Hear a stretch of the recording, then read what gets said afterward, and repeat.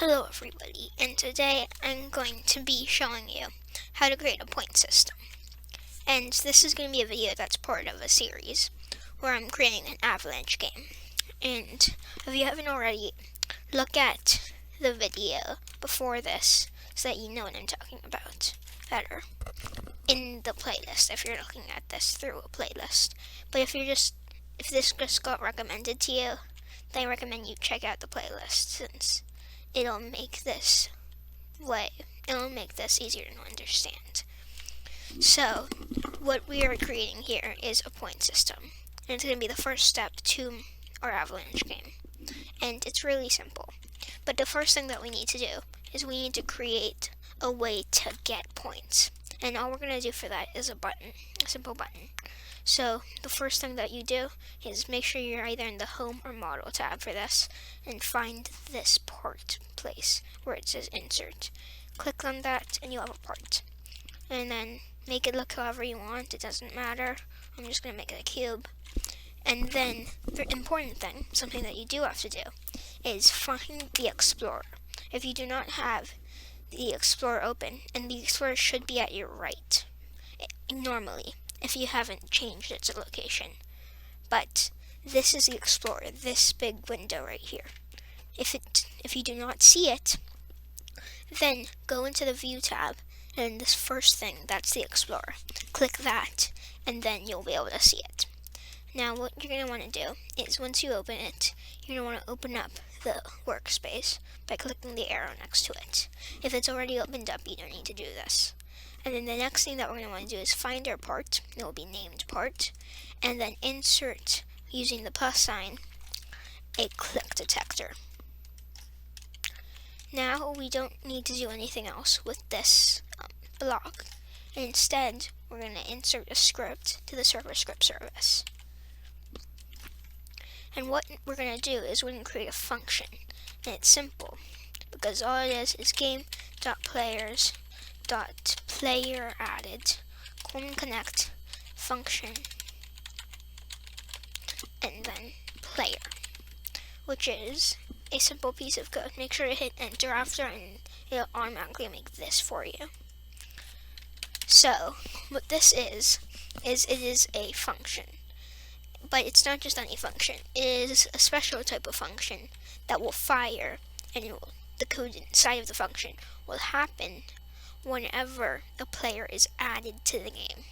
So these parts are the event, which pretty much tells the computer when a player has added to the game or when a player joins the game.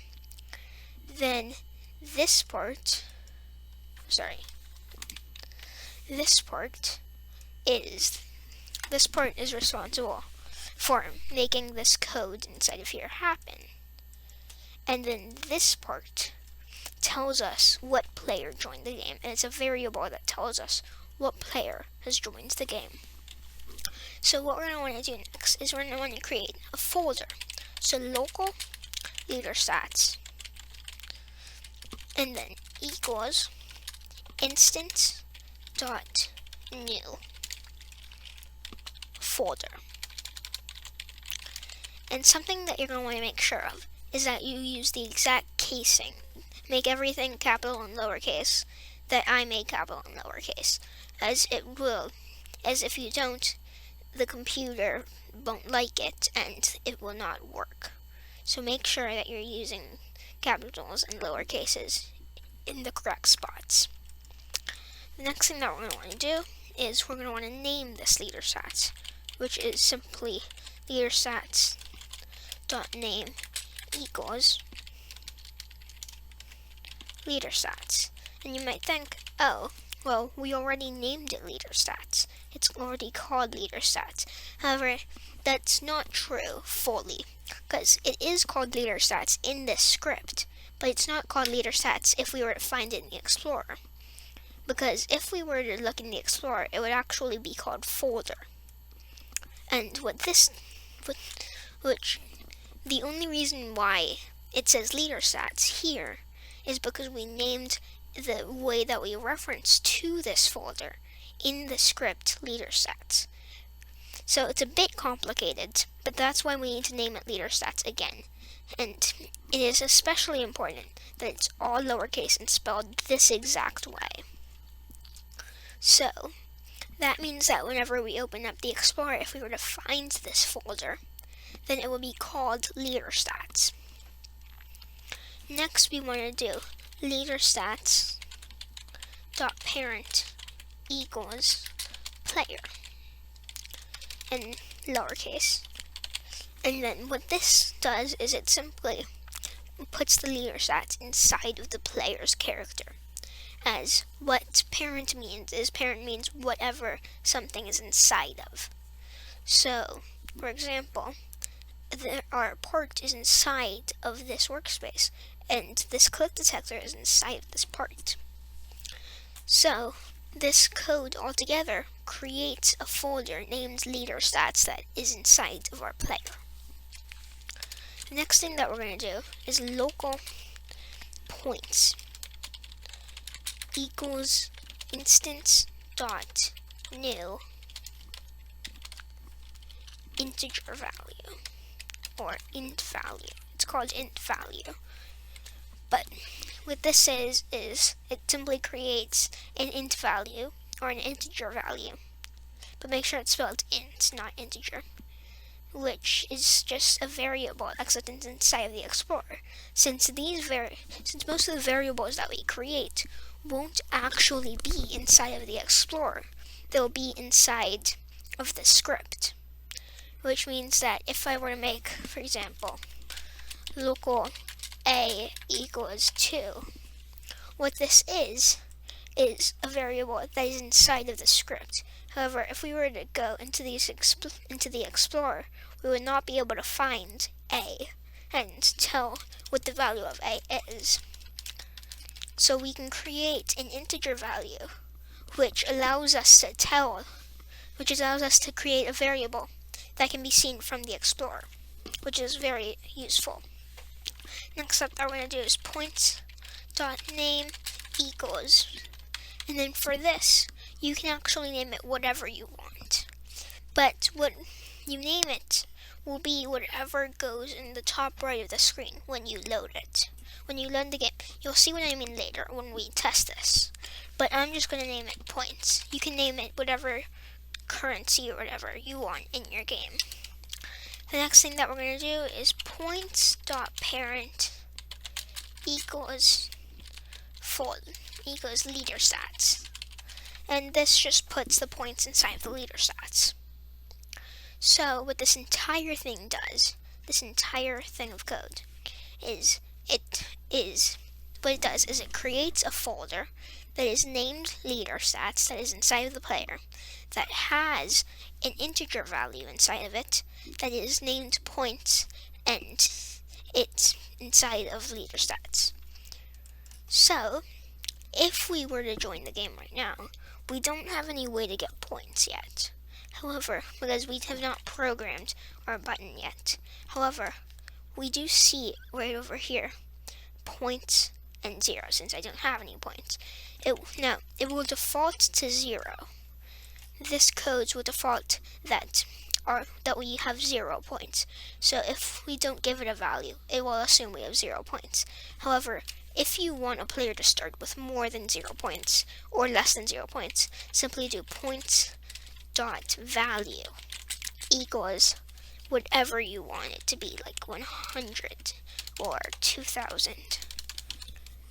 And an important part is the dot value here, as for the variables that can be inside of the workspace, that can be found in the workspace, you have to put dot value after them because they're instances.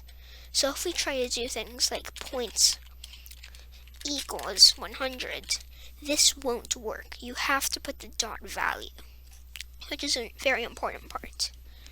And if you were to try this, it would give you an error saying something like points cannot, such as instance cannot be set to number. I don't know what it will do, but it just won't work. So do not try this. Add a dot value.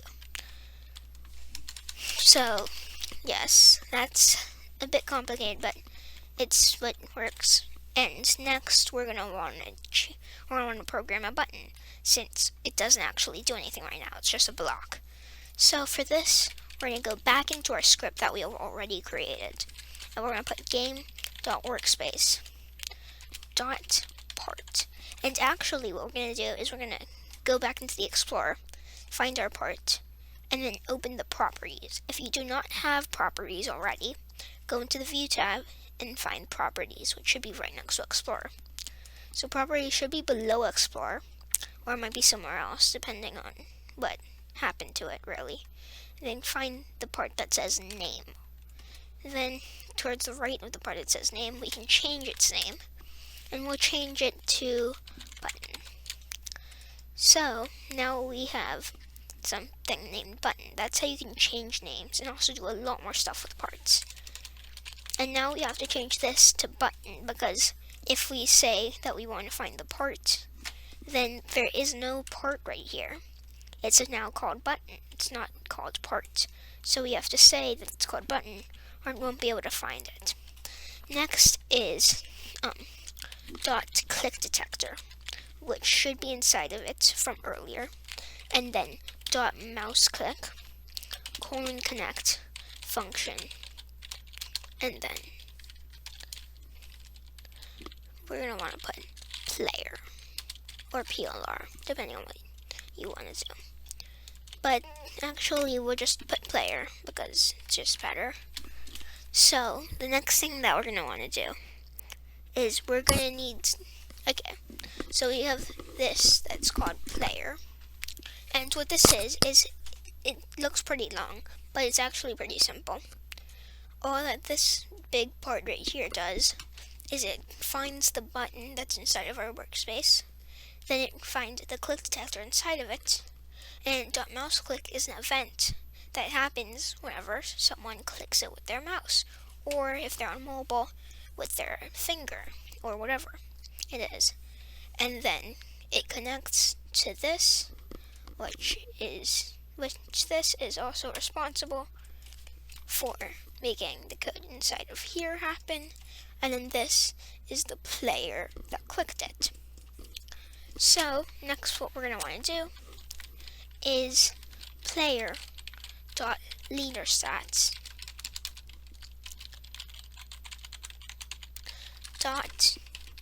.points, or for this part, you want to put whatever you put right here. So whatever is here has to be exactly what you put right here. Next is .value